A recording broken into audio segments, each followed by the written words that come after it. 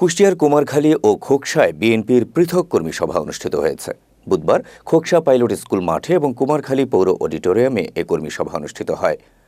খোকসা উপজেলা বিএনপির আহ্বায়ক বীর মুক্তিযোদ্ধা সৈয়দ আমজাদ আলীর সভাপতিত্বে অনুষ্ঠিত কর্মী সভায় প্রধান অতিথি হিসেবে উপস্থিত ছিলেন বিএনপির চেয়ারপারসন বেগম খালেদা জিয়ার উপদেষ্টা সাবেক সংসদ সদস্য সৈয়দ মেহেদী আহমেদ রুমি। কর্মী সভার উদ্বোধন করেন কুষ্টিয়া জেলা বিএনপির আহ্বায়ক কুতুবউদ্দিন আহমেদ।